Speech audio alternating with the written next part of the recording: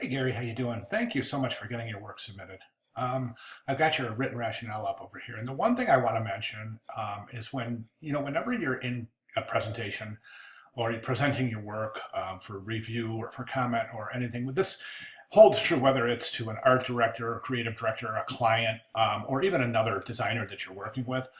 You mentioned the numbers that you have selected, but always remember to number your actual examples.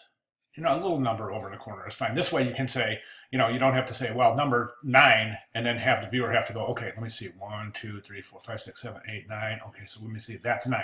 You can just say number 9, and they look over and say number 9, and that way it's really easy for the viewer to be able to take a look and see specifically what you're referring to when you are speaking of each example or telling which examples you feel have the most potential. Okay, so, and that's just a general comment. That'll be something that you'll be carrying with you through your career. It's always something that's a good idea to make it easy for your viewer to understand exactly what and where you're referring.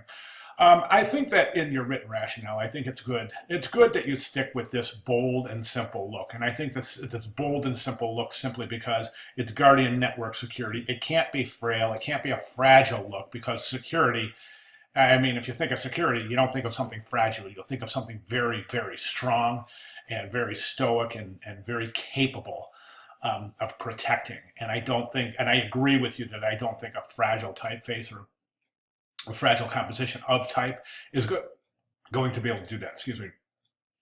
So for that reason, let's go through your actual work. And I think the ones you have circled, it's kind of difficult. I can't tell if this is a circle or if it's part of the actual monogram.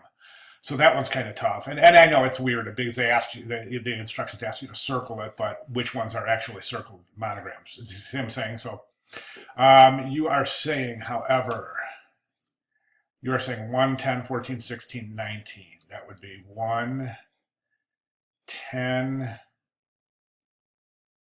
11, 12, 13, 14, 15, 16, 17, and 19. Okay, so what I'm thinking is I think that a solid typeface, a good all cap typeface, is definitely the way to go. This will work. Okay, any variation of that I think will work. This, on the other hand, I don't think will work as well. Something like this, simply because you're using lowercase letters.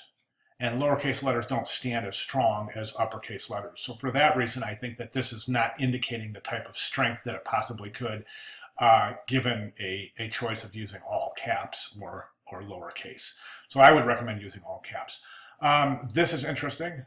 GNS. I think this is interesting with the circle, to tell you the truth, because Guardian Network Security within the circle is encapsulated in a protective a kind of a protective circle, which is protecting the letters, which is, in part encoding meaning into the letters, saying that, okay, there are capital letters, they're strong letters, they're standing alone, and they're also encircled to indicate there being a further layer of protection. And I think that's an interesting premise right there. I would stay away from anything with like this, with the kind of sharp letters and kind of these letters that are kind of, hand drawn, indicating like these really sharp. I would stay away from something like that because in terms of visual communication, anything sharp indicates pain. And sometimes a logo that has sharp components will definitely create an uncomfortable psychological situation because the mind sees and perceives pain, but you're asking them to see and perceive a visual representation for a company. So it's kind of a weird juxtaposition that the mind has to jump through, and it creates an uncomfortable tension, I think. I believe that's very true. So I would stay away from that. The other thing I would stay away from is scripted typefaces. Okay, so what does that leave? That leaves this type of configuration here, where you've actually assembled the letters.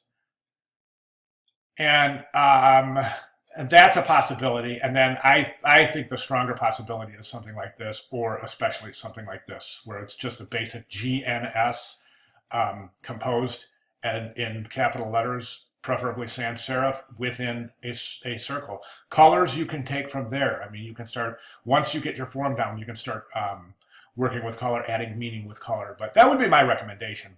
The other possibility would be G and S in the circles individually, but not in the outer circle. So you have the 3 circles with the G and S, or you have the 1 circle with the G and S within. Okay? All right, good job. Thank you very much. If you have any questions, you know I'm right here. Thanks, man.